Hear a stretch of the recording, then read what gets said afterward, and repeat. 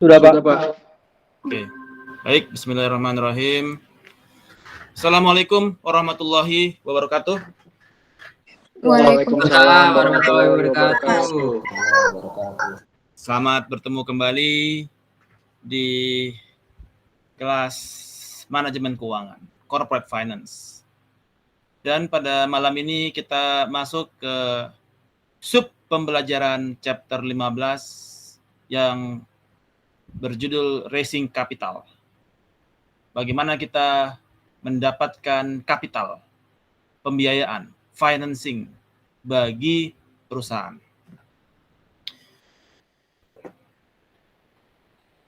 Di dalam pembelajaran ini, cita-cita kita adalah agar Anda memahami apa yang dimaksud dengan venture capital markets dan hubungannya di dalam financing kepada bisnis Anda. Kemudian yang kedua adalah supaya Anda memahami bagaimana securities dijual ke publik. Ya. Dan bagaimana role dari para investment bankers dalam menjual securities ini. Kemudian yang ketiga, Anda memahami apa yang dimaksud dengan IPO, Initial Public Offerings, dan biaya dari kegiatan tersebut untuk IPO tersebut. Kemudian yang keempat, Anda memahami bagaimana rights itu di-issued kepada existing shareholder dan bagaimana rights itu divaluasi. Dan kita akan bahas mulai dari financing life cycle, basic procedure kepada selling securities kepada publik, apa saja alternatif dari issuing tersebut, kemudian bagaimana perlakuan underwriters, IPO, rights dilution, bagaimana kita issuing long-term debt, dan self-registration. Oke.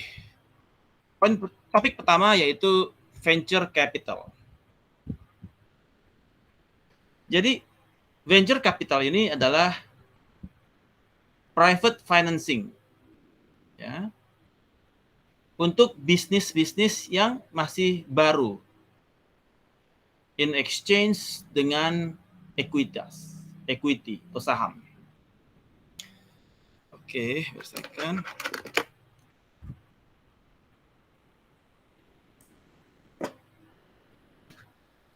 Jadi di dalam venture capital ini, venture capital ini merupakan bagaimana perusahaan baru itu dia mendapatkan financing dari pemilik modal, ya, yang mana usually entail some hands-on guidance, di mana the company should have an exit strategy, ya. Jadi ketika perusahaan itu dia akan go public, maka venture capital itu dia akan mendapatkan benefit dari equity yang dia miliki di perusahaan tersebut. Jadi banyak memang venture capital ini yang dia mencari perusahaan-perusahaan startup, di mana perusahaan startup yang dia lihat memiliki big potential untuk masa depannya, dia kemudian memberikan financing dengan in exchange kepada equity, ya. Kemudian many venture capital firms itu merupakan bentuk dari group of investors yang menggabungkan kapital mereka, pool their capital, and then have partners in the firm, ya. Then have the partners in the firm deciding which companies will receive financing. Jadi venture capital dia juga bisa berupa form dari group of investors yang bergabung, kemudian membuat pool capital, dan kemudian mereka memiliki partners di dalam perusahaan tersebut yang membantu mereka untuk decide perusahaan mana nih yang mau kita financing dari beberapa startup. Jadi si partners ini dia memberikan rekomendasi terhadap perusahaan-perusahaan mana, startup mana yang sebaiknya dilakukan financing.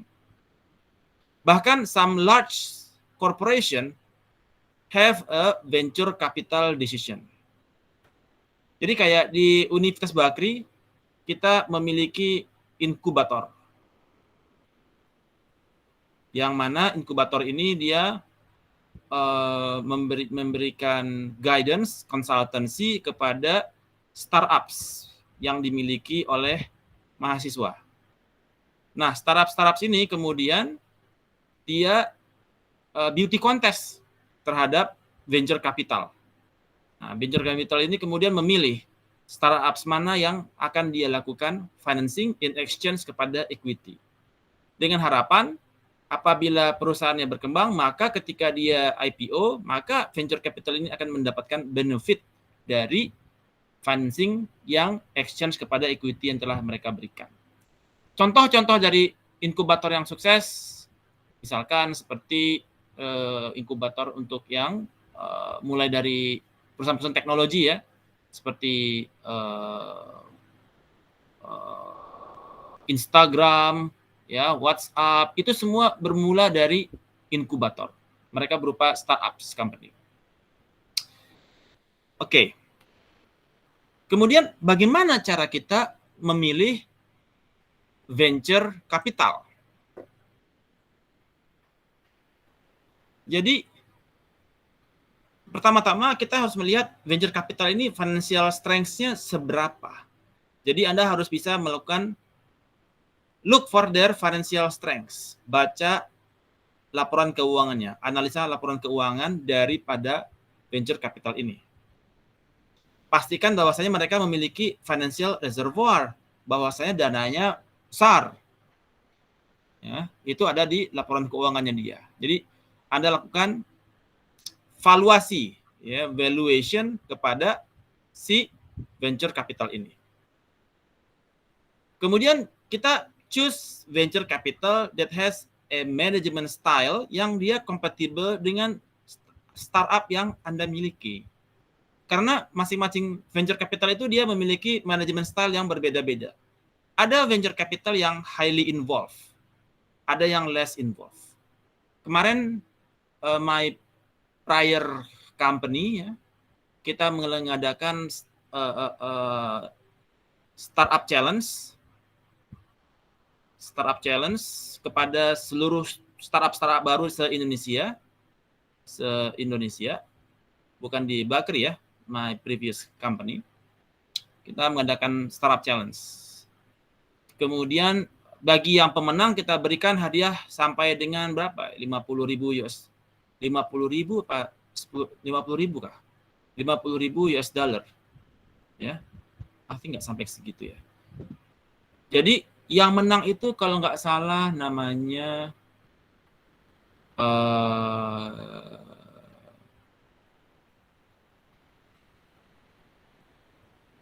Click Daily kalau nggak salah. Jadi dia adalah startup company yang dia itu company-nya dia itu mensupport kepada UMKM. Jadi kalau misalkan ada warung gitu ya, ada warung, kemudian dia subscribe ke Click Daily, di sini dia akan menyiapkan apa saja stok yang dibutuhkannya dia. Misalkan si Click Daily ini ada stok produknya apa aja, dari produk food and grocery, rata-rata food and grocery ya. Nah nanti dia tinggal order di situ, order sistemnya di apps-nya dia, inventory sistemnya di dia, kemudian input barang di dia, ada scan-nya di aplikasi ini, output-nya ada, price-nya ada, kemudian sampai profit and loss ada juga di Click Daily ini. Jadi kita nggak perlu belanja ke pasar, terus belanja ke wholesale, taruh barang di warung. No, you just download dia punya apps, klik daily, kemudian Anda tentukan Anda mau produk yang mana, berapa unit, berapa barang, kemudian klik daily akan antar ke Anda punya warung, harganya berapa, kemudian apakah Anda pakai payment TT 30 hari, 15 hari, dan seterusnya. Kemudian untuk inventorinya ada di apps itu juga. Jadi ketika barang masuk, artinya barang masuk. Kemudian barang keluar, stoknya berkurang. Ketika stok Anda habis, klik daily akan menginformasi kepada Anda. Anda harus order barang ini dan ini gitu ya, karena stoknya akan habis dalam 2 hari lagi, 3 hari lagi. So ini menjadi pemenang dan kita berikan hadiah. Waktu itu kita undang ke Bali. Jadi kita undang ke Bali para finalis. Kemudian kita beauty contest lagi terhadap 4 finalis. So very interesting. Kemudian kita berikan hadiah dan juga I don't know whether kita kemudian ada equity juga untuk financing pada equity-nya. So ini company-company itu ada yang highly involved, ada yang less involved. Kalau yang highly involved dia akan tanyain laporan keuangannya berapa, laporan keuangannya bagaimana, keputusan pembeliannya bagaimana, keputusan untuk investasinya seperti apa, yang highly involved. Apakah Anda tertarik yang highly atau yang less? That's your call. Jadi pilih venture capital yang manajemen style-nya itu compatible dengan Anda. Kemudian obtain and check reference. Ini perusahaan ini genah apa enggak ya? Ya, kantornya di mana? Kemudian what contact does the venture capital have? Jadi ada venture capital yang memiliki banyak jaringan dengan suppliers, dengan buyers. Nah, kalau dia memiliki a lot of contacts, itu juga even better. Jadi Anda bisa menambah suppliers dan juga meningkatkan buyers. Jadi what contact does the venture capital have? Dan what is the exit strategy? Ya, yang tadi, apakah dia kalau dia misalkan IPO, ya, itu akan kalau dia mau jual, kalau dia mau lepaskan sahamnya dia, apakah exit strateginya apa? IPO kah? Ya, jadi kalau di IPO dia akan mendapatkan potential gain. Ini yang terkait dengan venture capital. Any questions regarding venture capital? No questions? Belum ada, Pak. Oke, right. Kemudian kita masuk kepada selling, bagaimana kita selling securities ke public. Jadi kalau kita akan IPO atau kita akan selling securities kepada public, pertama manajemen must obtain permission from board of directors. Apakah mereka oke? Board of directors sudah oke. Kemudian kalau mereka oke, maka perusahaan harus file registration statement with Security Exchange Commission atau Bapepam. Jadi kita filing registration statement ke Bapepam kalau kita mau selling securities ke public, baik berupa IPO ataupun season equity offering.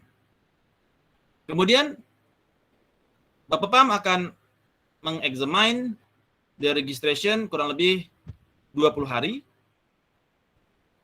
Dan untuk ini dibutuhkan preliminary prospectus atau disebut juga red herring, yang mana itu merupakan laporan keuangan dari perusahaan Anda, prospektus dari perusahaan Anda yang akan melakukan selling securities kepada publik. If there is a problem, the company is allowed to amend the registration and waiting periods starts over. Jadi Anda bisa ngulang lagi kalau terjadi ada masalah, laporan keuangannya nggak benar segala macam, ya. Jadi ada registrasi 20 hari ini akan ada valuation, terus verification dari Bapepam terhadap company Anda. Ya, dari legalnya seperti apa, perusahaan Anda dan lain sebagainya. Itu udah di Bapepam ya. Securities may not be sold during the waiting period. selama waiting period ini untuk 20 hari kita nggak boleh jualan dulu. Stop.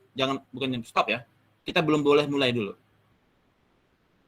Dan the price untuk selling the securities is determined on the effective date of the registration. Jadi kalau registrationnya udah disetujui, setelah 20 hari sudah disetujui, baru kita menentukan baru kita bisa determine berapa harga terhadap IPO kita. Oke, ini bicara terkait selling securities kepada publik, mengacu kepada Bapepam.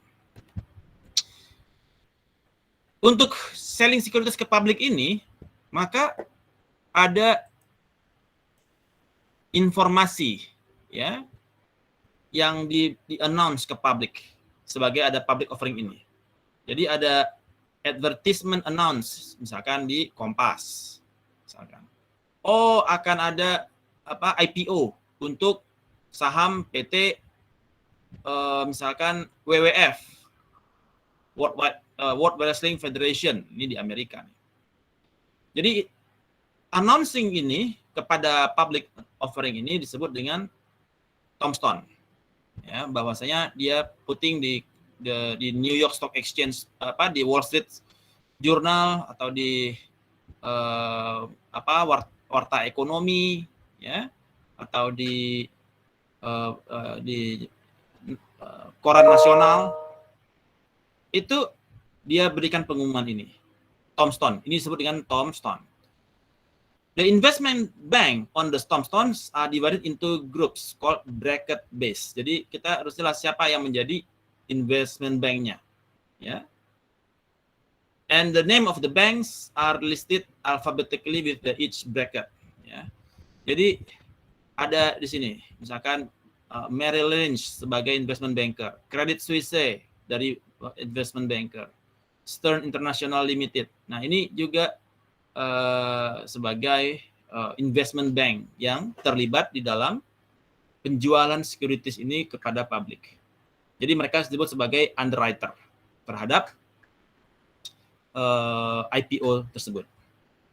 Kalau ada pertanyaan langsung shoot aja ya. Saya di stop. Pak, tanya gitu ya.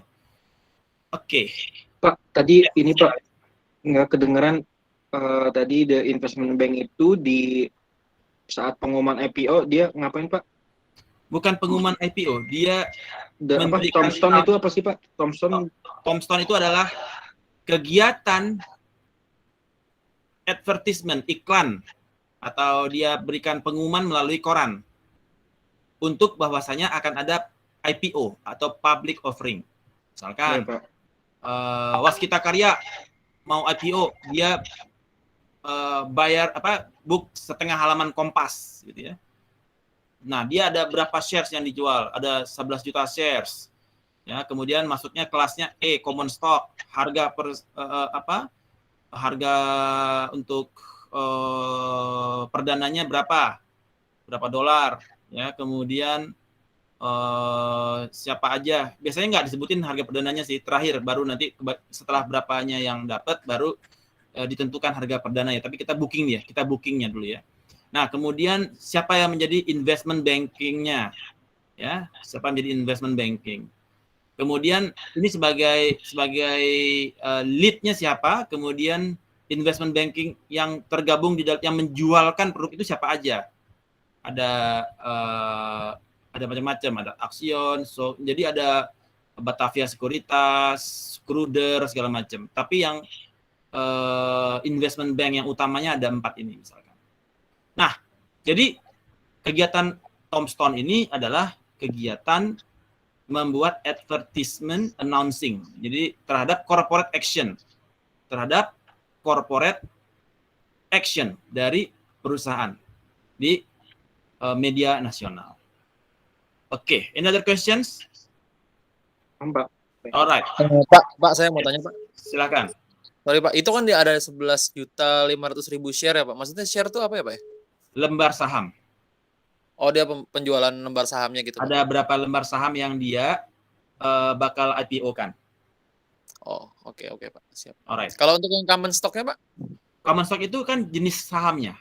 Ada yang common, ada yang preferred stock, ya kan? Ini yang common-nya. Oke Pak. Oke. Right. Kemudian apa saja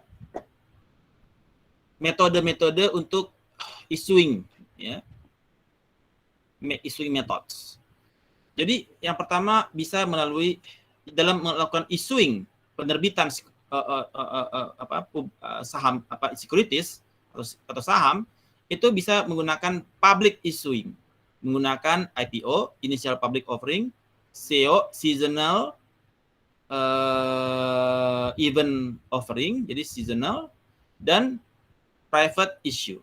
Jadi dia sifatnya langsung business to business, jadi private. Untuk yang public dibagi dua, ada yang general cash offer, jadi dia to general public, jadi dia general cash offer, kayak IPO ya biasa gitu ya. Atau right offer to existing shareholder. Jadi kalau Anda sudah punya saham, misalkan sahamnya Garuda Indonesia, ada 1 juta lembar saham. Nah, dia penawarannya ini kalau rights offer itu hanya kepada si pemegang existing. Jadi dia nggak cari yang baru. Itu disebut dengan right offer. Kalau ini dia totally umum kepada public. Karena ini perusahaannya baru akan perdana, pertama kali akan IPO. First time. Nah, first timer. Jadi general cash offer kepada public. Nah, ini disebut dengan ada dua untuk yang public issue. Ada yang general cash offer, ada yang right offer kepada existing. Kemudian untuk yang public ada yang general cash offer, ada yang disebut dengan traditional negotiated cash offer, di mana firm dia menjadi tipenya adalah firm committed cash offer. Ya, di mana kalau dia firm committed berarti companies itu dia bernegosiasi dengan investment banker. Company bernegosiasi dengan investment banker untuk underwrite dan distribute saham-saham yang baru, di mana a specified number of shares are bought by underwriter and sold at a higher price. Jadi dia udah book tuh si investment banker, dia udah book, dia sudah book berapa saham yang dia book. Jadi kalau misalkan itu baik itu terjual maupun tidak terjual, itu resiko dari investment banker. Jadi dia udah book misalkan 100% saham gua beli, gua sebagai lead investment bankernya. 100% itu saham saya yang jualin. Mau untung mau rugi masalah saya. Itu disebut dengan firm commitment cash offer. Ya. Kemudian ada lagi yang disebut dengan best effort cash offer. Best effort di mana company dan investment banker dia sell as many as possible, ya, tapi no guarantee bahwasanya how much cash will be raised. Kalau yang tadi yang firm commitment dia udah bayar di awal, ini udah saya book, saya beli nih, tapi sekarang saya mau jual lagi dengan harga tinggi. Jadi si yang pertama itu dia book 100%, misalkan harganya itu 5 juta US dollar. Oke, saya bayar 5 juta US dollar. Dia book 100%. Kemudian dia jual lagi dengan harapan dia bisa cuan mendapatkan 7 juta US dollar. Tapi dia fully book. Di mana mau dia untung, mau dia rugi, yang jelas duit udah dibayarin kepada si firm. Sementara kalau best effort cash offer, ya saya usahakan sebaik-baiknya lah Pak, tapi dia nggak garansi berapa yang terjual kan. Nah, berapa cash yang bisa didapatkan. Itu ya best effort, tapi gue nggak mau resiko. Ya gue bantuin, tapi ya gue nggak mau ada resiko. Kalau misalnya berapapun duit yang diterima, ya segitu hak lo. Berapa persen komisi gue, ya segitu hak gue. Jadi best effort cash offer. Ada juga yang disebut dengan Dutch auction cash offer. Jadi company dan investment banker, dia as investment bankers ada banyak melakukan auctions, ya. Mana investment bankers yang offering the highest price, ya, the highest price for a given number of shares to be sold. Misalkan saya ada saham 1 juta lembar nih, siapa yang berani beli paling mahal? Nah, itu disebut dengan Dutch auction, tapi dia kepada si investment banker. Nah, itu disebut dengan Dutch auction cash offer. Kemudian ada yang disebut privilege subscription, di mana ada direct rights offer. Direct rights offer. Tadi ingat, tadi kita ada right offer, ya, ada yang general cash yang tadi, dan ada lagi right offer. Nah, right offer ini dia kepada existing customer. Company offer the new stock directly to existing shareholder. Ada juga disebut dengan standby rights offer. Standby itu di mana the net proceed itu digaranteed by the underwriter. Misalkan existing customer, existing shareholder sekarang ada 1 juta lembar saham existing. Ya. Kita mau terbitkan 500.000 lembar saham baru. Maka ini digaranti oleh si underwriter. Bahwasanya 500.000 ini dia garanti. Jadi dia ibaratnya dia udah bayar dulu tuh 500.000 kepada Anda karena Anda butuh dana ya. Nah, nanti dia akan jual misalkan dia beli dari dia financing Anda, dia kasih langsung misalkan per lembar $10. Artinya Anda dapetin 5 juta US dollar misalkan. 5 juta US dollar. Nah, sekarang si underwriter dia mau, tapi dia tentu dia jual ke Anda at discount. Misalkan at discount misalkan 10%. Jadi dia bayar Anda 4,5 misalkan gitu. 4,5 juta US dollar dan sisanya yang 500 juta US dollar dia perjuangkan untuk penjualan dari yang right offer ini. Nah, itu disebut dengan standby right offers. Any questions? Oke. Kemudian berikutnya adalah non-traditional cash offer. Ada juga tipenya disebut dengan shelf cash offer. Jadi shelf cash offer ini companies dia bisa nyimpen saham yang dia mau jual, dia simpan dulu untuk 2 tahun, 2 years period. Jadi dia jualnya tipis-tipis gitu. Nggak langsung 500, kalau misalkan existing kan tadi kan 1 juta share. Dia mau financing untuk dapat dia jual lagi 500 juta saham baru. Ini nggak sekaligus, tetapi dia shelf itu kan kayak kotak-kotak gitu ya. Nah, ini yang buat bulan pertama, ini bulan kedua, bulan ketiga, bulan keempat, bulan kelima, bulan keenam, bulan ketujuh, dan seterusnya. Jadi dia ada shelf cash offer. Yang bulan pertama 50, bulan kedua 50, 100, 50, dan seterusnya. Tergantung event-event di periode-periode tersebut. Ada shelf cash offer. Kemudian ada lagi competitive firm cash offer, di mana company can elect to award the underwriting contract through a public auction instead of negotiation. Jadi dia juga bisa melalui auction untuk lelang, ya, lelang untuk rights offer tersebut. Kemudian yang berikutnya adalah private. Jadi kita tadi ada yang public issue, ada yang private issue ya. Yang private issue ini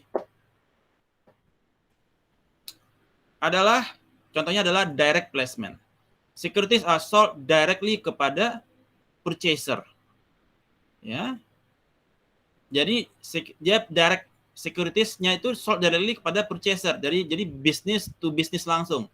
Dari firm kepada purchaser. Who at least until recently generally could not resell securities for at least 2 years. Jadi dia direct placement kepada purchaser. Nah, inilah beberapa alternatif terhadap issuing methods. Itu ada yang public, ada yang private. Yang public ada yang general cash offer, ada yang right offer. Yang general cash ada yang firm committed, ada yang best effort, dan ada yang Dutch auction. Kemudian yang right to offer ada direct right offer, standby right offer, self cash offer, dan competitive firm cash offer. Sementara dan private issue ada direct placement, business to business langsung kepada purchaser tanpa underwriter. So far so good. Questions? Any questions? Izin bertanya Pak. Silahkan. Pak, bedanya venture capital dengan investment bank itu apa ya Pak? Venture capital dan investment bank. Jadi, sebentar. Oke. Ada venture capital, ada investment bank. Nah, jadi kalau investment bank, kalau Anda ada perusahaan, misalkan ini Anda ada perusahaan ya, ini ada perusahaan pabrik lah gitu ya. Kemudian ada startup nih Anda, ada startup, Anda punya startup atau perusahaan lah. Anda butuh dana, Anda butuh financing.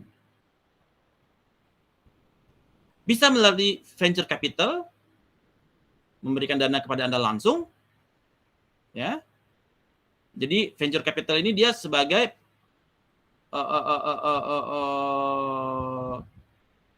financial resource, ya. Jadi dia memberikan menyuntik dana Anda langsung dengan in return sebagai equity. Ini tadi saya terangkan. Kalau investment banker, ya, Anda butuh dana, Anda ke investment banker, di mana investment banker bakal menjualkan Anda punya sekuritas. Jadi Anda menerbitkan saham, di mana investment banker akan mencari lagi orang-orang yang mau membeli Anda punya saham. Atau baik orang maupun company. Ada juga company yang beli saham kan? Nggak mesti orang. Ada company-company yang lain, ada firm. Jadi investment banker sama kayak calo. Sama kayak calo ya. Yang mana dia Anda punya barang, dia jualin. Dia jualin kepada company-company yang tertarik untuk memiliki saham Anda. Dengan harapan kalau saham Anda naik, perusahaan-perusahaan ini untung kan? Nah, jadi investment banker dia adalah calo. Calo yang mencarikan musuh untuk Anda. Nih, gua ada yang mau beli, lu punya barang nih. Nah, ini mereka nih. Mereka lah yang mencari marketnya. They do the sales. They do the marketing to market your securities. Menjawab Pak Yoga? Menjawab Pak. Alright. Pak Jerry tanya Pak. Silakan Pak Markus. Iya Pak, ini pertama-tama sorry Pak telat join. Saya pikir tadi belum mulai. Anyway, Pak bertanya Pak. Tadi waktu di pretest itu ada pertanyaan how to search VC Pak. Udah. Source-nya dari mana? Udah coba buka di itunya Pak Markus, di PowerPoint-nya yang tadi saya sudah bagikan di Google Classroom. Oh, oke. Ada di chapter di slide sebelumnya di sini nih. Nih, tadi ini udah 5 menit sendiri nih, ya. Tinggal lihat sini lagi aja ya. Oke, baik Pak. Nah, terus yang kedua Pak, tadi yang yang di sini sorry Pak, kelebihan Pak. Mundur sedikit Pak slide-nya. Sorry, yang tadi yang business to business Pak. Yang standby right offer, ini kan tadi Bapak bilang dia B2B ya Pak. Sorry, bukan yang ini Pak, satu lagi Pak, sorry. Ke bawah Pak. Mana ini? This one, ya. Direct placement. Kan di sini dibilang securities are sold directly to the purchaser, terus tadi Bapak jelaskan ini B2B. Ya. Tanpa underwriter. Tanpa underwriter. Tanpa underwriter. Jadi dia disintermediate, dia potong underwriter, dia langsung oke, you mau beli saham gua nggak? Mau. Gue jual sekian, mau nggak? Mau tadi. Jadi dia langsung transaksi dengan perusahaan tersebut. tanpa Jadi ada sifatnya tertutup. private. Jadi dianggap sebenarnya sebagai penanaman modal dong Pak ya. Penanaman Private. modal direct gitu ya. Yes, private. Kan tertutup kan private kan? Kalau public terbuka kan? Iya. Jadi dia bicaranya secara private. Oke, Ya. jadi misalnya saya punya PT ABC, oke. Mhm. Terus saya butuh dana, saya tahu Pak Jerry punya dana, saya langsung over ke Pak Jerry. Yes. Katakan saya ekuivalen $1 juta, 10% dari saham saya. Yes. Misalnya seperti itu, gitu ya Pak ya? Yes, Anda punya 1.000 lembar, Anda punya saham ada 1 juta lembar. Ya. Anda mau jual 10% dari saham Anda 100.000 kepada PT ABC. Mau nggak lo? Anda tawarin. Kalau dia bilang oke, ya Anda jual saham Anda ke mereka. Langsung beralih sahamnya ke dia. Oke. Oke? Pertanyaan berikutnya Pak, apakah mesti sudah IPO atau belum Pak? Nggak perlu, karena dia kan private. Iya, bukan. Maksudnya, apakah sudah harus listed atau belum sahamnya Pak? Belum boleh, karena dia private. Oh, oke. Jadi sebenarnya kayak visi dong Pak? Saya tawaran ke visi dong? Sama kayak visi, ya. Jadi kayak visi, saya punya PT ABC. Mirip, tetapi visi itu adalah a group of investors. Betul, tapi kan visi itu sebenarnya dia badan usaha, Pak. Betul. Visi kan bisa perorangan. A group of investor. Jadi dia bisa visi itu dia adalah a group. Jadi bisa perorangan, bisa a group ya. Nah, many VCs, many dari venture capital are formed dibentuk dari a group of investors yang pool capitalnya, and then mereka punya partners, ada institusi sendiri lagi, yang mereka sini adalah pool capital, ada partners di sana yang will decide, ini dana mau gua financing buat siapa ya? A, B, C, D.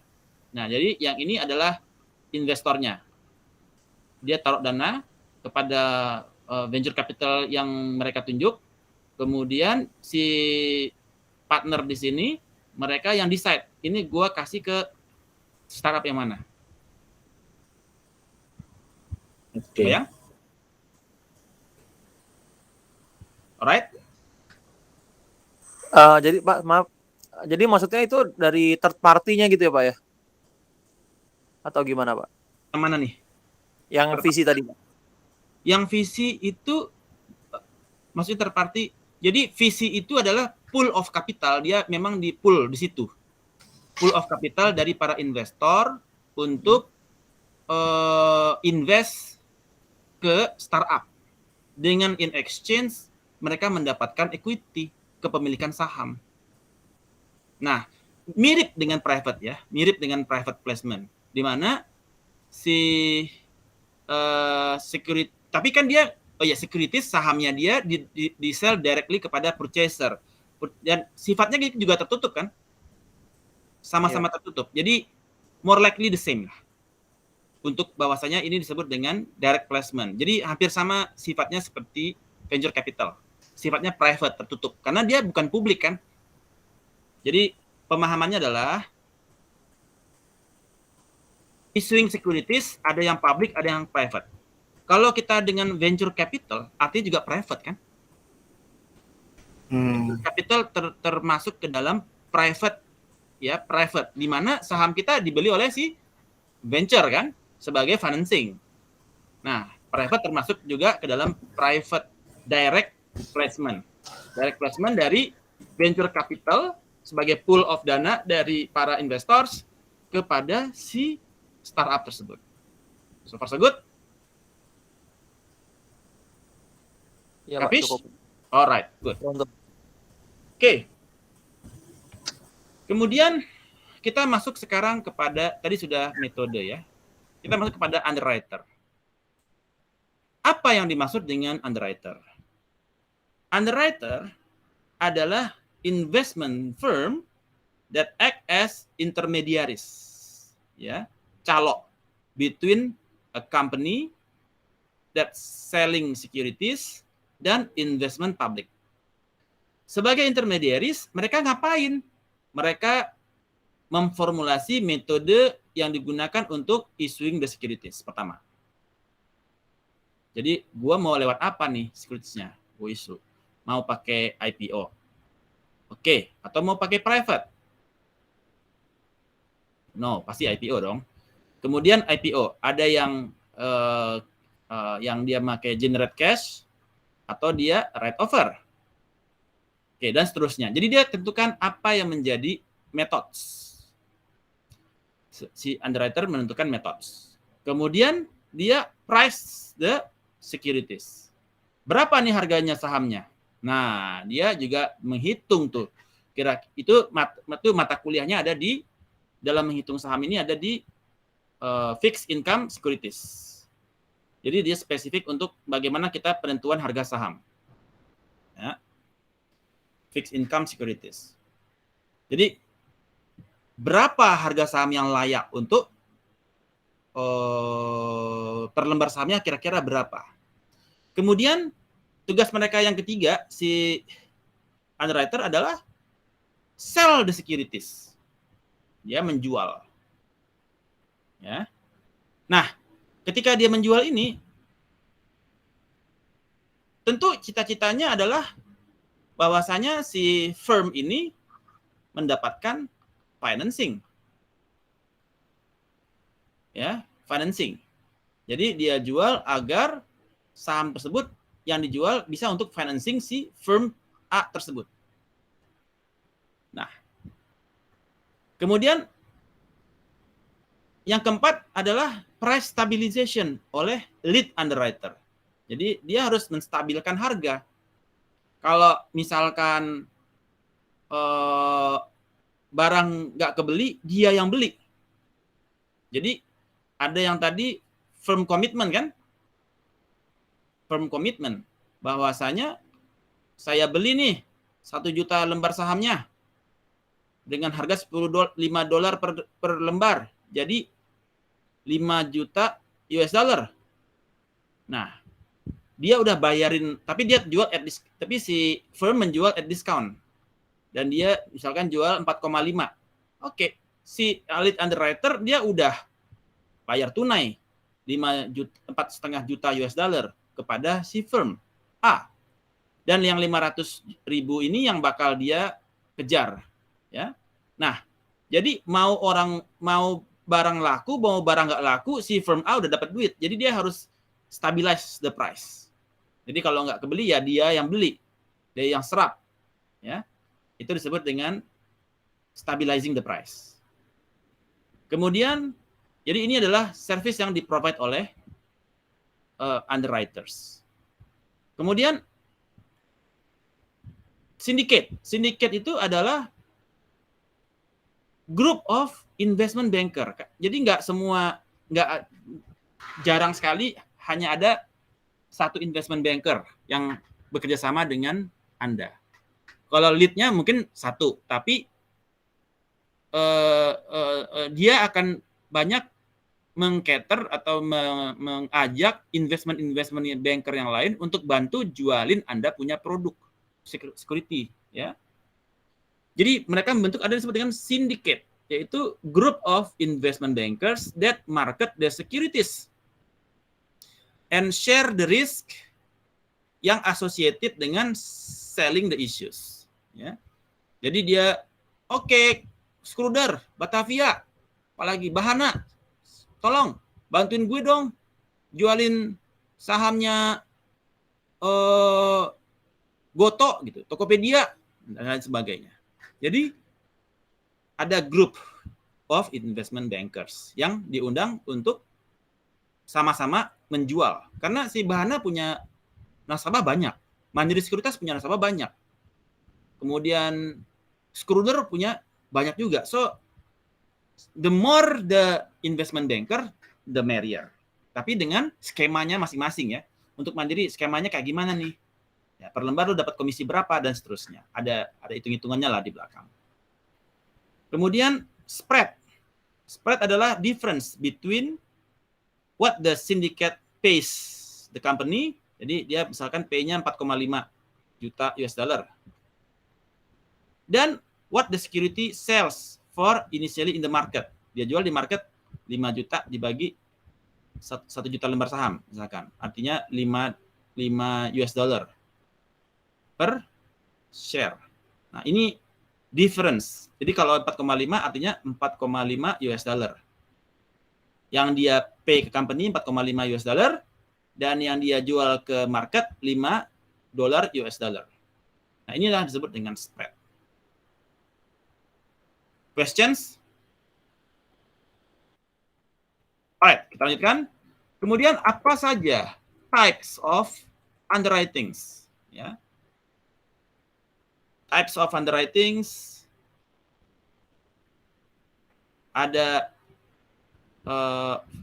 first commitment, best effort underwriting, dan Dutch auctions. First commitment adalah full responsibility. Best effort adalah selling as much as possible, tapi no responsibility. Dan Dutch auction adalah price is set based on the competitive bidding. Siapa yang mau beli dengan harga tertinggi? Mau 4,5, mau 5, mau 4,7, siapa yang mau berani? Nah, tadi kita udah kurang lebih kita ini pengulangan ini. Jadi firms underwriting, issuer sell entire shares kepada syndicate. Jadi gua jual full itu firms underwriting. Kemudian syndicate resell kepada publik. The underwriter makes money dari spread. Harga yang dia beli 4,5 dan harga yang dia jual 5 dolar. Between the price paid to the issuer dan the price received from investors. The syndicate bears the risk. Dia tanggung semua resiko. Kalau dia misalkan gagal jual. Ya artinya rugi bandar aja lah gitu. Nah, jadi ini disebut dengan firm commitment underwriting. Kemudian best commitment underwriting, the underwriter dia make their best effort to sell. Ya. The company bears the risk of the issue not being sold. The offer may be put if there is not enough interest in. Okay. Nah, underwriter make their best effort to sell and at an agreed price, tapi dia berikan best effort. Jadi dia nggak ada resiko kepada barang nggak terjual. Dutch auctions, mana yang harga tertinggi, ya. Oke. Underwriter accept a series of bids that includes the price that everyone pays is the highest price. The treasury there is incentive to bid high. Make sure you get in auction, but knowing that you will probably pay a lower price than you bid. Ya, jadi dia harus kasih ke highest bid untuk memenangkan kepada sebagai underwriter. Ya. And then setelah IPO, ya, setelah si investment banker itu melakukan IPO,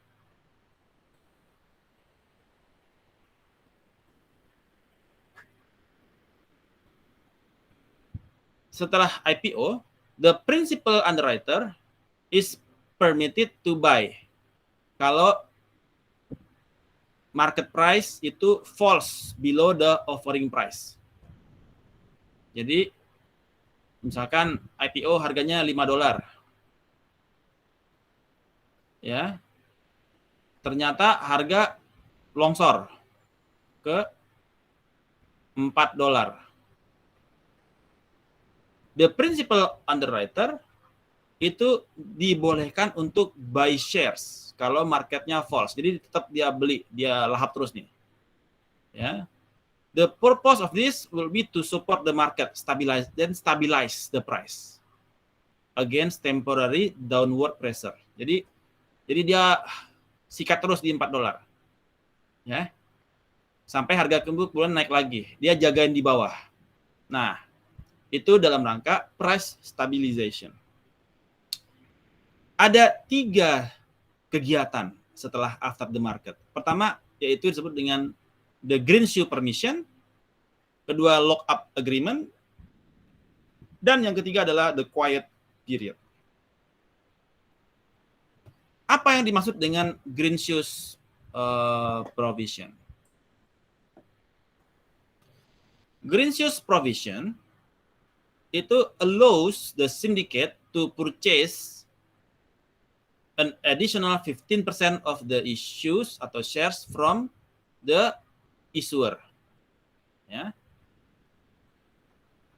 Dan allow the issue to be oversubscribed dan provide protection to the underwriters as they perform the price stabilization function. Jadi green shoes provision ini memberikan izin untuk as an underwriter dia melakukan price stabilization, untuk dia buy, untuk dia purchase ketika harga drop. Ya. Yang kedua adalah lock-up agreements. Lock-up agreements adalah restriction on insiders that prevent them from selling their shares of an IPO for a specific period of time. Jadi dulu ketika perusahaan saya itu IPO, saya sebagai manajemen itu mendapatkan jatah saham, ya, ESOP, Employee Stock Ownership Program ketika IPO. Nah, kita dapat ada ESOP, yang mana sebagai insider tentu saya tahu ini udah saatnya dijual atau belum gitu, karena saya punya laporan keuangan perusahaan dan saya tahu terhadap semua aktivitas perusahaan. Tapi ada lock-up agreements, yaitu setelah IPO kita tidak boleh melakukan penjualan saham ini selama 180 hari. You must keep the shares, nggak boleh dijual, ya, karena kita sebagai insiders atau pegawai, ya. The stock price tend to drop when the lock-up periods expires. Jadi kalau lock-up-nya mau habis, itu biasanya stock price-nya langsung turun. Due to market anticipation of additional shares hitting the street. Mereka pada jual. Jadi ketika ternyata lock-up period-nya udah mau habis, 180 harinya mau habis, yang common ya, itu biasanya sahamnya langsung drop. Untuk mengantisipasi pegawai-pegawai pada buang saham semua, untuk dia eksekusi ya, exercise, dia punya employee stock option program, stock ownership program, atau MSOP, Management Stock Ownership Program. Ya. Jadi ada lock-up agreement. Kemudian yang ketiga, after the market adalah the quiet period, di mana all communication dengan public itu must be limited to ordinary announcement. Nggak boleh kita ngasih berita sembarangan. Ya. Karena mereka nggak mau harga sahamnya jatuh. Namun, kecuali adalah factual matters, berita yang sifatnya umum gitu ya. Tapi kalau berita-berita yang belum jelas, belum faktual, maka sebaik tidak boleh ada quiet period. Ya, sampai harganya itu mature. Ya. Karena ketika awal-awal itu dia fragile ya. Ada berita sedikit, dia betul-betul responsif terhadap berita. Right. Berapa hari, Pak? Berapa hari tergantung kepada agreement, ya. Seperti lockup. Lockup ini commonly 180, tetapi bisa lebih lama. Dulu kalau nggak salah, kalau BMRI itu bisa sampai 360 hari, ya. Pegawai nggak boleh jual, tahan. Jadi tergantung kesepakatan antara kesepakatan dari high level management. Ya, kalau yang quiet period ini itu biasanya itu 1 bulan sampai 2 bulan ya, 1 month lah at least biasanya. Common ya, tapi tidak tentu ya, karena itu biasanya ada agreement within the internal. Jadi mereka sifatnya quiet program. Nggak mungkin, tapi kalau market kan nggak mungkin disuruh quiet. Yang disuruh quiet kan adalah internal kan, internal firm yang diminta untuk quiet period. Kalau mereka berisik begitu ya, baru juga IPO udah berisik, orang udah pada jual lagi kan. Jadi dia masih fragile. Questions? Any questions? Other questions? Nambah Pak pertanyaan. Alright. Lockup agreements, the lockup period is commonly kan 180 hari ditulis. Commonly, ya. Ini kan dalam rangka dia tidak boleh jual ya. Yes. Kalau dia beli Pak? Beli kan terserah. Kan dia di over the counter, secondary market. Oh iya, oke. Iya kan? Iya. Oh iya. Oke, jadi yang ini kan jatah sebetulnya. Iya. Jatah. Oke, good. Kita lanjutkan. Nah, right. Ketika IPO, sering di kejadian bahwasanya IPO itu dia underpricing. Apa yang dimaksud dengan underpricing? Underpricing adalah, oke, kita bicara dulu IPO dulu. IPO adalah corporate action in which a firm or a company decided to list their stock on the stock exchange. Mau listed di bursa. So people in general could buy or sell the company stock. Itu adalah IPO. Kemudian underpricing is a term of stock condition when price of stock at IPO are lower than the closing price. Misalkan kita IPO $5. Ternyata pas kita IPO $5. Ternyata pas penutupan dia $8. Jadi harga kita itu underprice, kemurahan. Underpricing. Nah, akibatnya apa ketika underpricing ini? Artinya si firm tidak mendapatkan financing-nya dia less dari dia punya opportunity sebetulnya. Misalkan kalau dia IPO-nya dia $8, artinya dia ada selisih dari 5 ke 8 kan? Artinya ada opportunity loss. Opportunity loss dari the firm. Karena harga yang dibuat oleh underwriter kemurahan. Kemurahan. Lawang harga di pasar penutupan $8, lu jual di $5, rugi dong.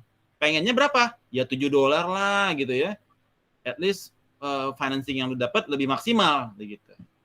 Nah, underpricing ini terjadi kenapa? Ada 3 hal. Pertama adalah maybe difficult to price an IPO. Difficult. Karena there isn't a current market price available. Ya. Karena no current market price yang available. Kemudian private company tend to have more asymmetric information than companies that already publicly traded. Jadi ada informasi-informasi yang masyarakat kurang tahu. Jadi kalau ini perusahaan bagus atau jelek, perusahaan nggak tahu. Masyarakat nggak tahu. Karena laporan keuangannya mana? Selama ini masyarakat nggak pernah lihat laporan keuangannya. Jadi ada information gap. Yang mana masyarakat nggak tahu. Jadi nggak semua masyarakat tahu gitu. Nah, jadi sehingga pricing-nya itu dia lebih rendah daripada harga closing. Kemudian yang ketiga, underwriter itu pengen kliennya itu dia dapat good return on IPOs. Jangan sampai kejadian kayak Krakatau Steel. Jangan sampai kejadian kayak Garuda Indonesia. Ketika IPO harganya longsor. Ya. Masyarakat atau klien pada kecewa. Merasa kena tipu. Karena mukanya untung malah buntung. Karena overpricing. Kenapa dia overpricing? Karena pas closing, misalkan pas IPO $5, pas closing $2. Jadi orang beli $5 harga perdana, pas closing $2, harga langsung longsor gitu ya. Nah, jadi underwriter want to ensure on average that their client will earn a good return on IPOs. Ya, so that is IPO underpricing. Questions? Silakan. No questions?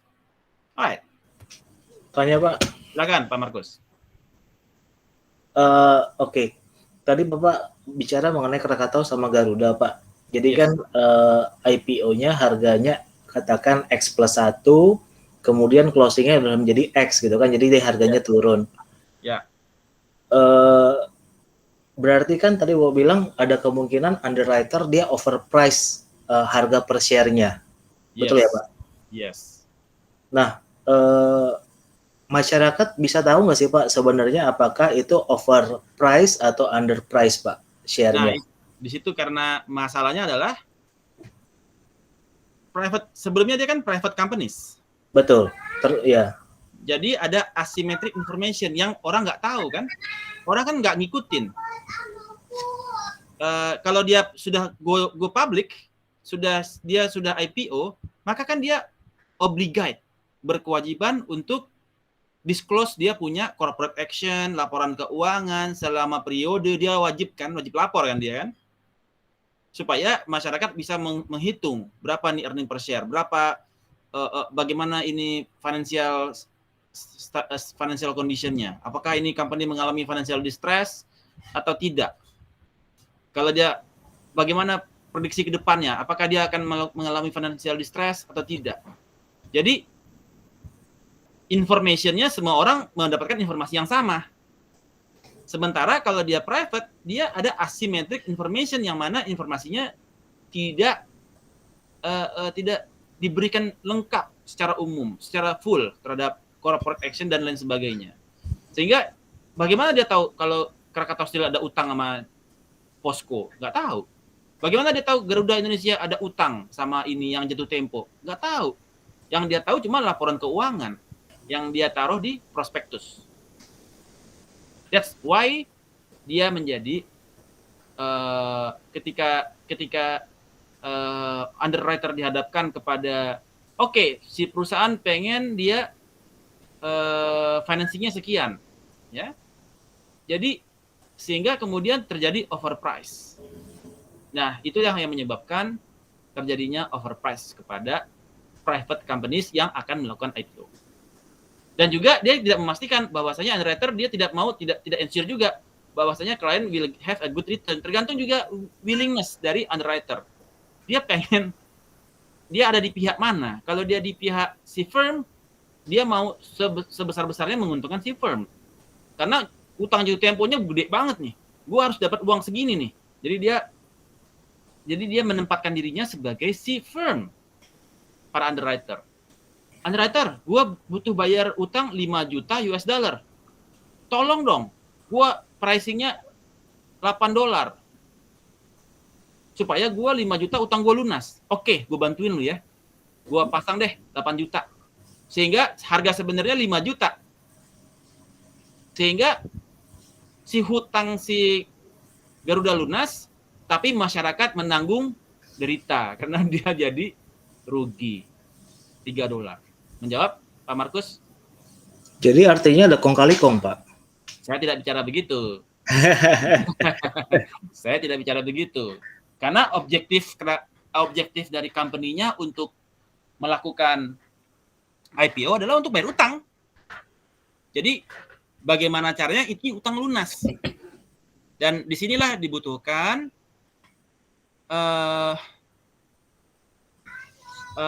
netral mind dari si underwriter. Jangan sampai dia berat kepada firm untuk membantu si firm. Karena jadi over service. Ketika over service berakibat kepada kerugian kepada para clients. Arasoh? Kapis?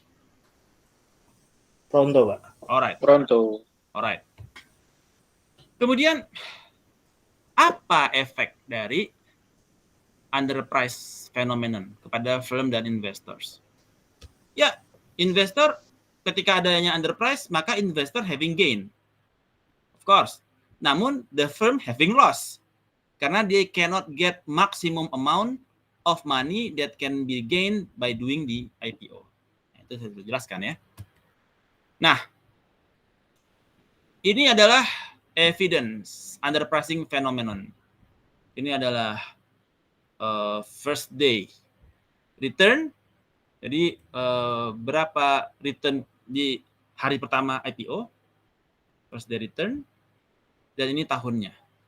Jadi rata-rata first day return itu memang banyak sekali yang sampai 120% aja pernah nih, 100%, ya, 120%.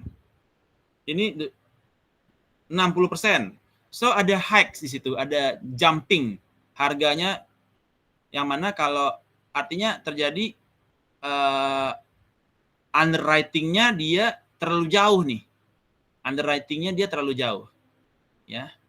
Tapi itu adalah keuntungan bagi si klien ya, megang saham. Tapi ada juga kejadian yang ini nih. Loss, drop, ya. Minus 20, minus. Semakin ke depan sih udah jarang sih ya. Ya kejadian kayak Krakatau Steel dan Garuda Indonesia itu juga membuat shocking experience. Karena nggak selamanya IPO itu harganya naik.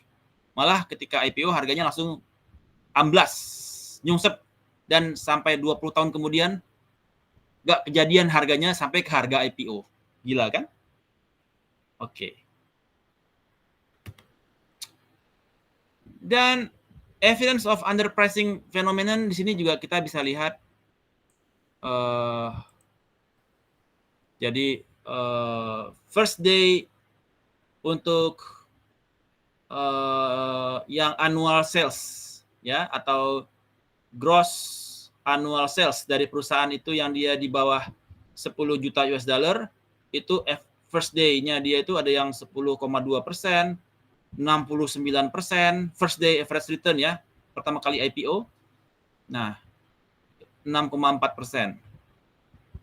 Kemudian yang dia 10 sampai 20 gross annual sales-nya ada yang sampai 80% first day average return. Tapi semakin ke kanan dia semakin kecil ya. Karena semakin ke saat ini dia semakin kecil karena apa? Underwriter itu dia lebih banyak dia harganya itu dia lebih mendekati kepada harga realnya ya, harga realnya. Jadi mungkin kayaknya udah ditarget nih. Paling kita kasih return ya antara 6 sampai 8% lah untuk first day gitu ya. Kayak gitu. Oke. So dibutuhkan skill dari underwriter dalam rangka mereka untuk memaksimalkan firms opportunity ya. Jadi di sini terlihat underwriter semakin menempatkan diri untuk giving maksimum financing kepada companies. Kalau dulu memberikan maksimum return kepada masyarakat ya. 60%, 75%, hari pertama aja tuh, luar biasa. Questions? Araso? Kapis? Pronto, Pak. Alright. So why does underpricing exist?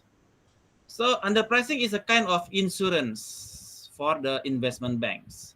Underpricing is a way that the bank can reward the investors who truthfully revealing what they think the stock is worth and the number of shares they would like to buy.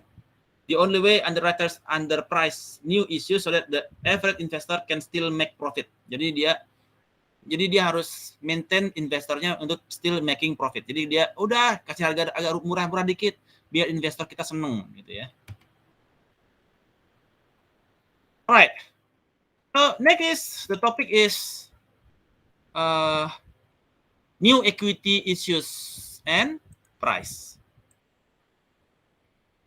So ada fenomena bahwasanya stock price, harga saham tend to decline when new equity is issued. Jadi kalau misalkan kita sudah IPO, kemudian kita mau right offer, kita mau terbitkan saham lagi, itu biasanya harga sahamnya cenderung turun. Ya. Kenapa? Jadi ada beberapa explanation kepada fenomena tersebut. Pertama adalah managerial information. Bahwasanya manajemen itu memahami bahwasanya harga sahamnya sekarang ini udah overvalued. Jadi harga sahamnya misalkan $5 sekarang. Padahal company tahu seharusnya harga normalnya itu $3. Sekarang ini udah overvalued nih. Bagaimana caranya supaya harganya dibawa ke $3? Maka dia issue new shares. Dia issue lagi new shares.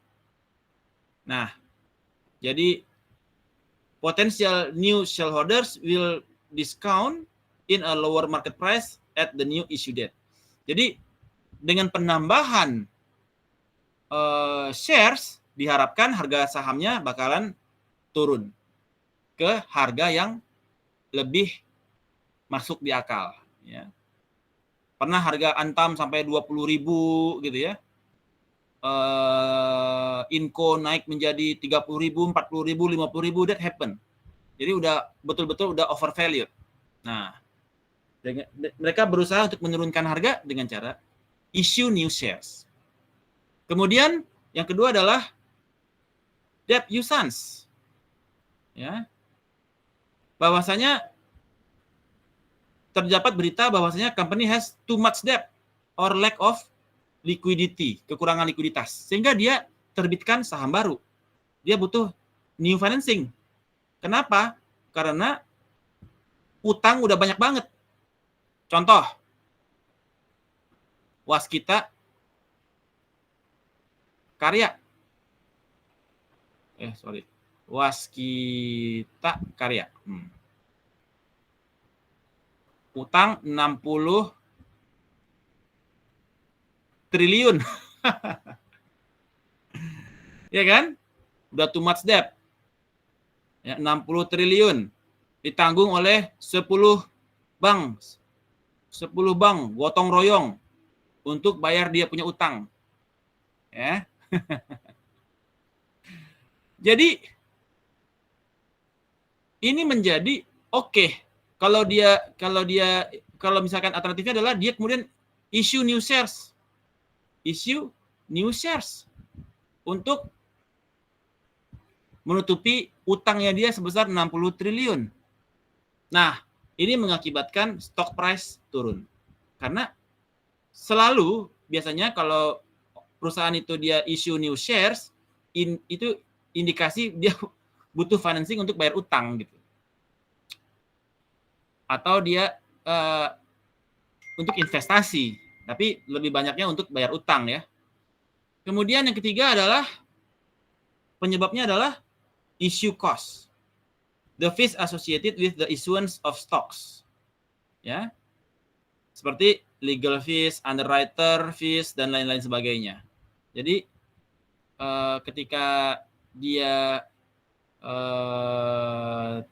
terbitkan saham baru, ada fees yang associated dengan issuance of stock, legal fees, biaya underwriter, dan lain sebagainya. Jadi dia harus nanggung itu dan berakibat negative information kepada perusahaan. Since the drop in price and can be significant, and much of the drop may be attributed kepada negative signal, it is important for management to understand the signals that are being sent and try to reduce the effect when possible. Jadi memang negatif signal mengakibatkan sahamnya jatuh. Ada negatif signal. Maka perlu disebut dengan marketing communication, MarCom. ya, atau bukan juru bicara ya, apa istilahnya kalau di perusahaan tuh markom atau departemen of ya sekretari ya, corporate secretary, yang mana mereka harus betul-betul memahami berita mana yang membuat negatif signal, dan mereka harus berusaha untuk reduce the effect when possible, ya, reduce the effect when possible, atau dialihkan, jangan sampai membahas ke sana ya, dialihkan untuk mengalihkan negatif signal tersebut ke arah yang mana. Tapi market udah tahu juga, ini sengaja dia alihkan ke sana ke sini agar ini nggak dibahas gitu ya. So, itu yang menjadi possible explanation dari fenomena tersebut. Any questions?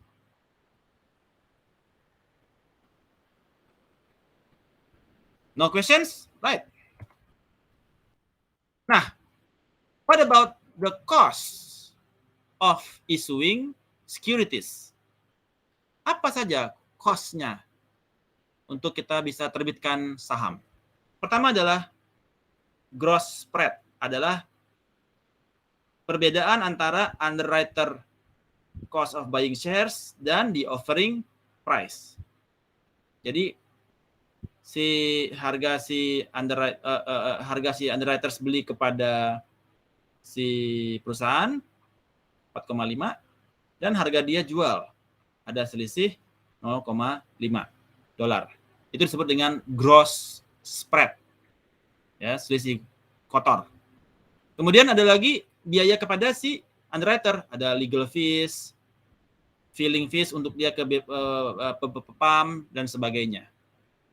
Ada lagi indirect expense, ada opportunity cost. Yang tadi harusnya harga penutupan 8 dolar, dia jual di 5 dolar. Ada opportunity loss sebesar 3 dolar. Nah, ini juga indirect expense. Ada abnormal return, price drop on existing stock. Ya, abnormal return. Jadi harga sahamnya 5 dolar. Ternyata penutupan 2 dolar. Perusahaan tampung lagi. Jadi perusahaan jual di 5, beli di 2. Perusahaan untung 3 dolar. Ya kan? Udahlah utangnya lunas. Terus harga saham jatuh. Dibeli lagi oleh perusahaan. Untung lagi di 3 dolar kan? Dia udah jual di 5, beli lagi di 2, untung 3 dolar. Luar biasa. Abnormal return. Underpricing. Ya. Below market. Jadi ketika yang tadi ini underpricing. Ya. Green shoe options adalah cost of additional shares that the syndicate can purchase after the issue has gone to the market. Jadi si underwriter dia bisa beli di harga IPO. Ya, ada kesepakatan. Kalau misalkan dia kayak ada dialog, dia ada green shoe option, misalkan harga saham sekarang 8, dia masih punya option untuk beli di 5 sebanyak misalkan 15% atau 10%. Dia masih bisa beli lagi di harga 5. Itu green shoe option. Any questions on the cost of issuing securities? So far so good? Wakaru?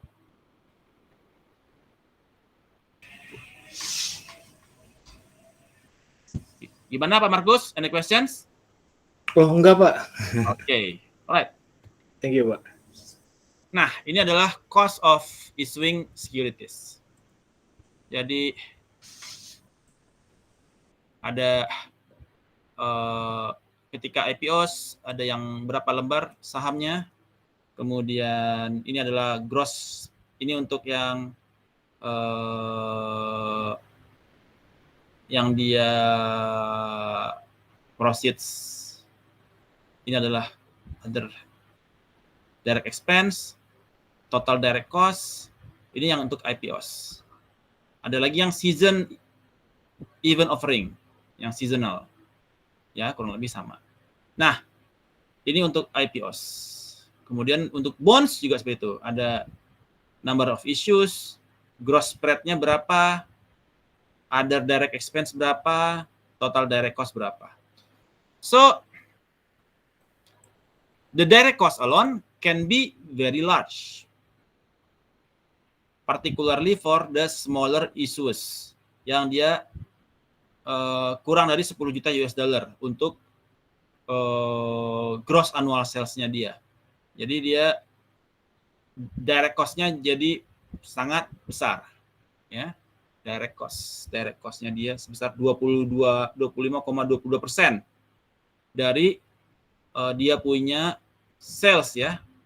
Misalkan harga sahamnya itu yang terjual adalah sebesar 2 juta US dollar. Maka 25%-nya adalah, atau 500 ribunya itu adalah direct cost. Terus other direct-nya itu 15%. Artinya sekitar 300 ribu aja dah. Other direct expense. Gross spread-nya dia 9%. Artinya, atau anggap 10%. Sekitar 2 kali 10%, artinya 2 juta, jadi 2.000. 10%-nya? 10% dari 2 juta US dollar, 10%-nya artinya 0,2. 0,2 2 juta, jadi 200.000. Iya, 200.000. Jadi biayanya itu udah 5 tambah 3 udah 1 juta. 50% sendiri. Iya, 50% sendiri ini udah biayanya, ya. Nah, oke. Ngeri kan? Ternyata nggak murah ternyata biayanya untuk issuing securities kalau dia nilainya cuma 2 juta US dollar, ya. Nah, tapi kalau dia nilainya makin besar, sales-nya 500 juta US dollar, nah ini cuma 5%, 0,4. Jadi dia lebih kecil. Jadi the smaller the sales, the higher the cost. Oke.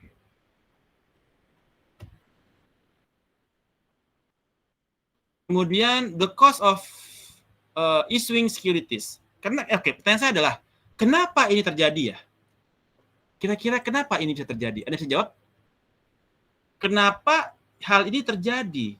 Cost-nya itu untuk small sales itu cost-nya itu tinggi banget. Kenapa kira-kira? Ada yang bisa jawab?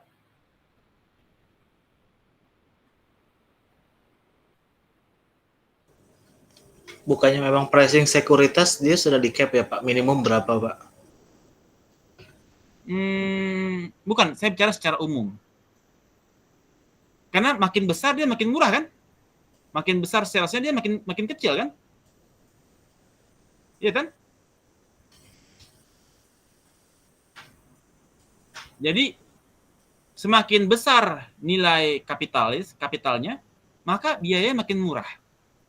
Jadi karena di sini ada banyak biayanya yang fix. Jadi semakin besar maka nilainya semakin kecil, kan? Karena dia fixed cost. Jadi ada biaya fix. Ya, mau berapapun yang beli ya biayanya segitu gitu loh. Jadi banyak komponennya yang fix dibandingkan yang variabel. Misalkan dengan Bapepam biaya legal mau penjualannya 2 juta US dollar, mau 500 juta US dollar, biaya legal dengan Bapepam ya segitu, misalkan 1 juta US dollar gitu, ya, atau 10.000 US dollar gitu misalkan. Iya, biaya segitu aja, berapapun penjualannya. Jadi banyak komponennya masih fixed cost. Alright.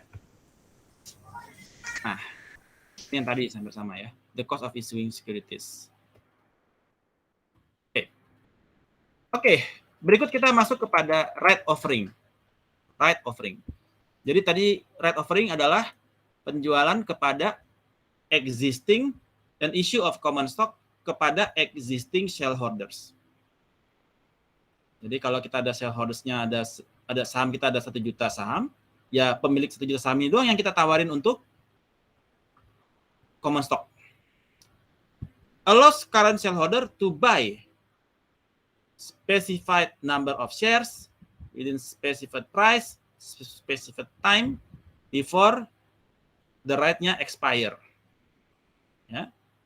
Rights are given to the shareholders, specify number of shares, specify purchase price, dan specify time frame.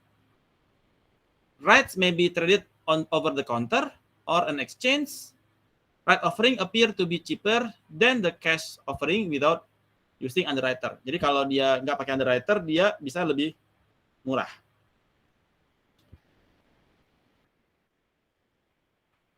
Jadi maksudnya adalah kalau dia 1 juta saham existing, kemudian dia mau jual 500 lembar, 500.000 lembar yang baru. Jadi yang 500 ini ditawarkan kepada pemilik yang 1 juta. Ya, 1 juta. Jadi, dan ini dia harus setiap lembar saham di sini memiliki rights 0,5. Ya, atau 2 lembar saham equal dengan 1 saham baru, kan? Ngerti nggak? Jadi kalau kita punya 1 juta lembar, sekarang saham yang terbit 500.000 nih. Kalau misalkan, kan hanya diberikan kepada existing shareholder. Kan nggak mungkin 500.000 dibagi untuk yang 1 juta. Pasti, jadi yang pasti adalah pemilik 2 lembar saham bakal punya hak untuk beli 1 lembar saham. Ya, 2 lembar saham di sini punya hak untuk beli 1. Itulah. Jadi kalau dia punya 10.000 lembar saham, maka dia berhak untuk membeli 5.000 lembar saham baru.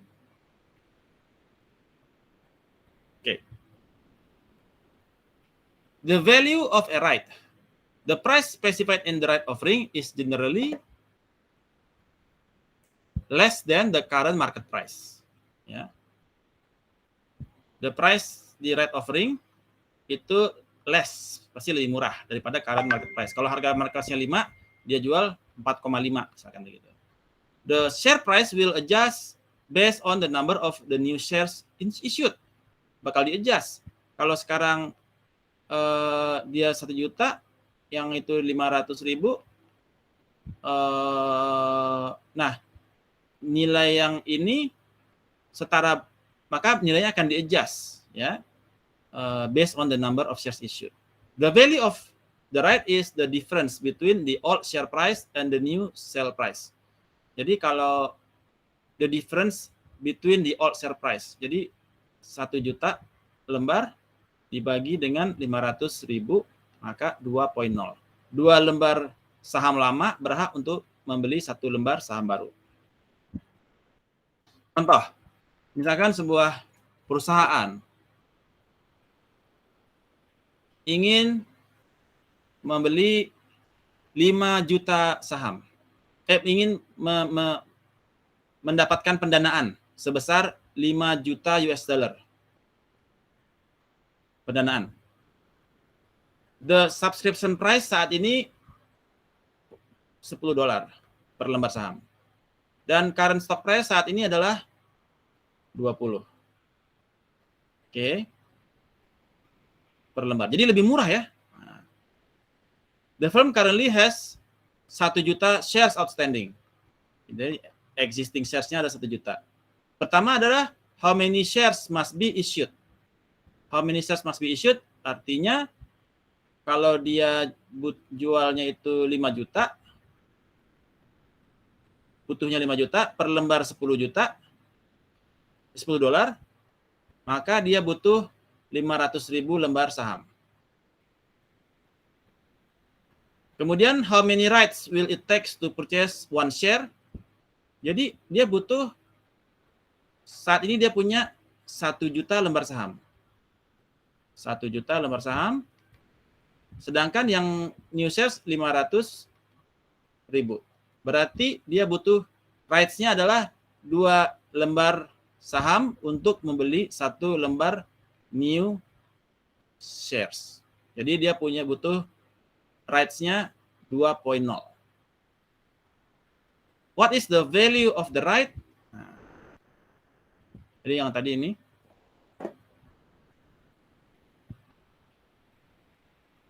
Rp5 juta bagi 10 dan 1 juta dibagi 500. Jadi kalau number of shares-nya 500.000, maka dia butuh rights to buy minimal 2 lembar untuk beli 1 dan subscription fee-nya dia 10.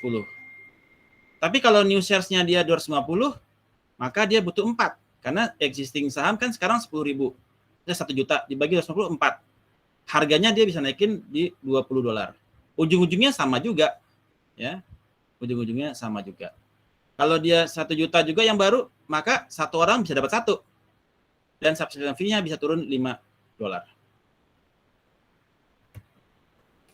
The value at a right adalah suppose a shareholder of company namanya NP owns 2 shares of stocks just before the right offer dengan price $20. Maka kalau ini adalah initial position kepada individual shareholder, ini adalah kepada company. Jadi kalau ada orang punya saham 2 saat ini, dia artinya dengan harga $20, oke, dengan harga saat ini $40 karena dia punya 2 lembar, maka dia bisa beli 1 lembar saham dengan $10, ya. Nah, kemudian sehingga dia bisa memiliki 3 lembar setelah dia beli. 2 yang pertama dan 1 lembar yang dia dapatkan. 2 tambah 1 menjadi 3 lembar saham. Dan value of holding dari $40 tambah $10 jadi $50. Dan share price 50 bagi 3 sama dengan $16.67 share price. Nah, the value of right ini adalah the value of rights dari si individu pemilik saham, investor. Secara perusahaan, si perusahaan memiliki 1 juta lembar saham dan share price-nya dia $20, ada 20 juta US dollar. Kemudian dia membuat subscription price $10 untuk yang dia jual baru sebesar 500.000 lembar. Maka dia dapetin jumlah shares yang baru 500.000 ditambah 1 juta menjadi 1,6 juta lembar saham, di mana value of the firm-nya adalah 20 ditambah 5, 25 miliar. Dengan share price 25 miliar dibagi dengan 1,5 juta lembar saham sebesar 16,67. Nah, ini adalah value at right dari NP, National Power Company. Ya. Jadi kita lihat bahwasanya ini untuk individu dan ini untuk company. Questions? No questions? Kapis? Tanya, Pak. Silakan Pak Markus. Boleh balik ke slide sebelumnya, Pak? Alright. Mundur lagi satu lagi, Pak, maaf. Ini? Iya, this one, Pak. Oke. Ini kan contohnya dia mau mendapatkan dana tambahan sebesar 5 juta. Betul ya, Pak ya? Ya. Oke. Dia ingin mendapatkan dana tambahan sebesar 5 juta dan dia mematok harganya sebesar $10 per lembar saham. Nah, pertanyaan ya, subscription-nya ya. Oke. Iya. Pertanyaan saya, kenapa dia tidak menggunakan current market price ya, Pak ya? Kenapa dia nggak anggapnya sebagai $20 gitu kan? Ini kalau misalnya dengan $20 lembar saham yang dijual kan akan lebih sedikit Pak jadinya. Betul ya Pak? Oke. Jadi lihat motifnya lagi. Jadi dia tadi kita sempat bahas salah satu motifnya adalah financing ya. Iya. Kan dia financing. Right offer itu hanya untuk existing shareholder kan? Iya. Oke, existing shareholder. Dia butuh financing. Ini kan contoh bahwasanya dia butuh financing 5 juta US dollar. Nah, dia mau issue 500 lembar, mau issue 250 lembar, mau issue 1000 lembar, itu kan options. Options, setuju? Iya, pilihan betul Pak. Kalau dia issue dengan 1000 lembar, maka dia issue dengan 1 juta lembar, ya.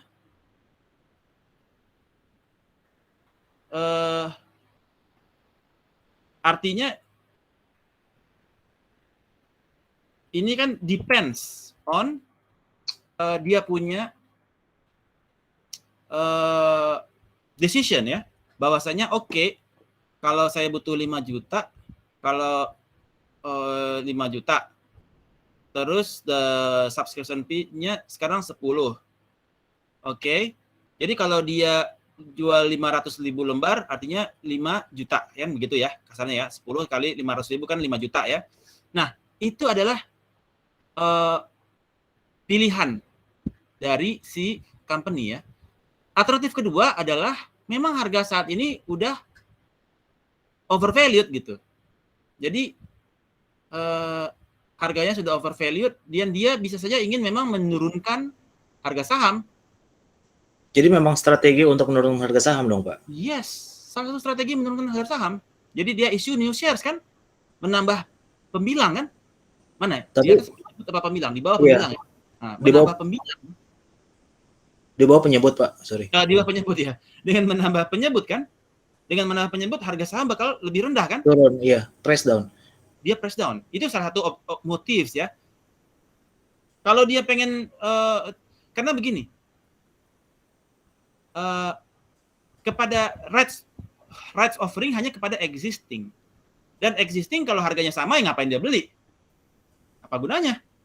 Ya kan? Mending beli di secondary market kan? Harga sama kan? Jadi dianggap sebagai insentif ya Pak ya? Incentives kepada para existing shareholders. Oke, jadi dia memberikan perusahaan, dia mau tambahkan dana, dia jual share kepada existing shareholders, insentifnya berupa harga yang lebih, harga miring lah, kasarnya gitu ya Pak ya? Yes, harga miring. Dan jadi, juga pasti dia juga bring down the price kan? Iya, secara keseluruhan harga akan turun. Akan bring down the price. Betul. Jadi kalau kayak begitu, perusahaan juga bisa ngambil keuntungan dong Pak? Yeah, they got the money. Betul, tapi on the other hand Pak, kalau misalnya saya jadi perusahaannya, begitu harganya udah turun, misalnya tadi kan turun ke $16 ya Pak ya, yes. Overall harganya segitu per dolar ininya, $16, terus dia nanti udah naik ke 18 lagi, orang jual sebenarnya kan masih under value kan Pak, $18 itu, karena the real value itu sebenarnya $20 tadi yang sebelumnya. Nah, ketika dia under value, orang lebih tertarik nggak beli? Iya. Iya kan?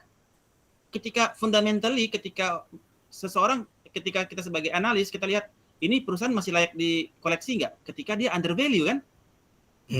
Kalau dia over value ngapain lo beli lagi?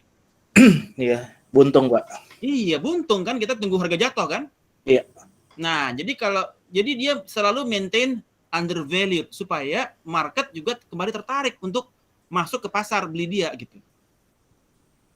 Transaksi juga berjalan gitu. Salah satu strategi agar kita keep under value. Kerjaannya Benny Cokro ya Pak? Yes. Jadi kebayang ya strateginya ya? Iya, ngerti Pak. Thank you Pak. Alright, good questions. Alright, saya ambil waktu 5 menit lagi deh sebelum kita pretest. Post test nih. Masih ada waktu. Oke. 7 menit. Oke. Berikut adalah dilution. Dilution is a loss in a value for existing shareholders. Kenapa bisa terjadi dilution? Dilution itu adalah loss in value.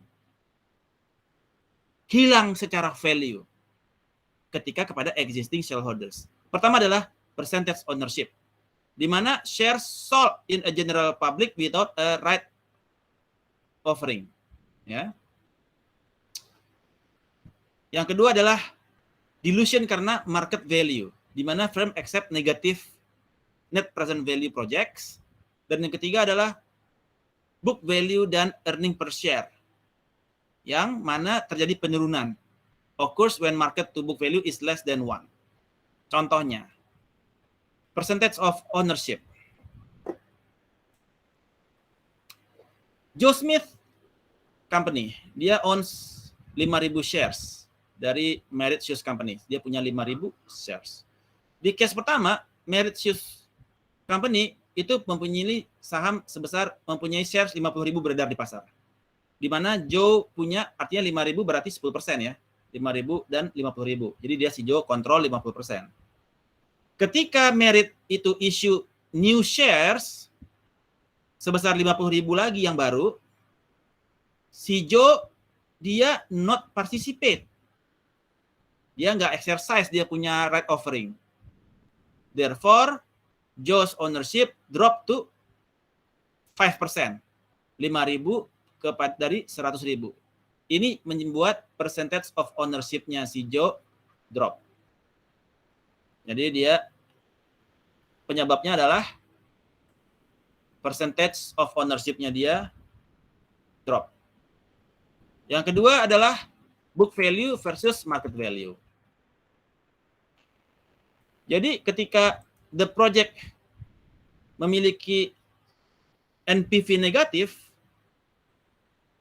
maka itu akan berimbas kepada penurunan earning per share. Earning per share bakalan turun. Nah, misalkan kita lihat contoh. Di awal kita punya lembar saham 1 juta. Kemudian dengan dilution itu kita tambah jual lagi 400.000 lembar saham. Oke. Kemudian dengan book value yang awalnya 10 juta, sekarang naik jadi 12 juta. Di mana book value per share dari 10 turun ke 8,57. Book value-nya turun 8,57. Jadi market value naik. Market value sih naik, tapi book value-nya dia turun 8,57. Di mana market price juga turun dari $5 ke $4,29. Walaupun secara net income dia mengalami peningkatan 1.200 dari 1.000. Ya. Jadi terjadi penurunan book value. 12 juta dibagi 1.400. Dapat 8,57. Sebelumnya 10 juta dibagi dengan 1 juta. Dapat $10. Jadi terjadi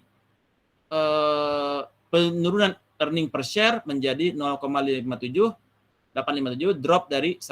Ini menyebabkan dilution kepada si pemegang saham. Ya. Alright. Kemudian topik berikutnya adalah oh iya, 2 lagi. Issuing long term debt. Jadi di dalam raising capital, kita juga issuing long term debt ya. Ada bonds. Contohnya adalah bonds dan private issue. Untuk private issue tadi kita sempat bahas terkait yang venture capital maupun yang private placement ya. Nah, di dalam private issues ada 3 poin yang menjadi concern. Yaitu term loan, private placement, easier to renegotiate, dan lower cost. Term loan. Jadi private issues itu adalah term loan di dalam private issues terkait untuk pinjaman-pinjaman dengan maturity 1 sampai dengan 5 tahun. Dan dia dibayarkan during the life of the loan. Sementara dan ini term loans biasanya didapatkan dari commercial banks, insurance companies dan lain sebagainya. Ini adalah untuk issuing long term debt, maka kita harus jelas dulu term loan-nya. Ya. Kemudian yang kedua adalah private placement, similar kepada term loan, tetapi maturity-nya dia lebih lama, sekitar more than 5 years. Ini disebut dengan private placement. Easier to renegotiate than public issues. Ya tadi ada company kepada company, bro, mau beli saham gue nggak? 10%. Berapa? Sekian, 1 juta US dollar. Buy. Enak kan? Jadi lebih easier to negotiate than public. Kalau public kita harus underwriter, misalkan. Baru kita bicara lagi berapa saham, dan seterusnya. Panjang urusannya. Dan lower cost than the public issues. Tadi kita lihat 50% udah biaya doang tuh. Luar biasa. Dan interest rate dari term loan dan private placement itu biasanya dia typically higher than the public issues. Jadi dia kalau kita pinjam ke bank ya lebih tinggi daripada kita pinjamnya berupa public issues seperti misalkan bonds. Ya, ataupun ya bonds lah ya, untuk long term debt ya, kita bicara debt. Kemudian terakhir adalah self registration. Tadi kita sudah bahas self ya, bahwasanya kita ada kita punya equity yang kita taruh untuk 2 tahun, kemudian kita cicil untuk mereka securitiesnya dipublish gitu ya. Securitiesnya kita sedikit-sedikit dalam 2 tahun itu kita sebagian-sebagian ya untuk kita jual. Namun ini harus ada filing dengan Bapepam to register a public offering. Usually where there is no present intention to immediately sell the securities, itu harus dia being registered. Dia harus mendaftarkan terlebih dahulu kepada Bapepam. Oke, Bapepam, saya mau register nih, self registration. Saya mau public offering tapi nggak sekaligus. Ya, saya sifatnya sedikit-sedikit. Nah, permits to a corporation to register a large issue with the Bapepam and sell it in a small portion over 2-year period. Dan sehingga dia bisa reduce cost, the flotation cost of registration, jadi biaya sekali tapi untuk 2 tahun, allows the company to more flexible to raise money. Jadi nggak dia kalau misalkan oke, gue lagi kekurangan duit, gue public offering lagi deh 500 lembar. Lagi kurang duit lagi, public offering lagi deh 300 lembar. Jadi dia bisa sedikit-sedikit ya. Requirement-nya adalah dia mesti investment grade company. Tidak boleh ada default terhadap dia punya hutang, nggak boleh telat bayar in 3 years, nggak boleh masuk kolek 2, kolek 3, kolek 4, kolek 5, apalagi ya, kolek 2 aja orang udah bingung. Dan market value of the stock must be greater than 150 juta US dollar. Kalau di Bapepam ketentuannya nanti saya lihat lagi berapa dia ketentuannya. No violation on the last 3 years ya. Tidak ada yang dia melanggar ketertiban dalam 3 tahun terakhir. Right, that's all the topics. Any questions? Any questions? Arasto?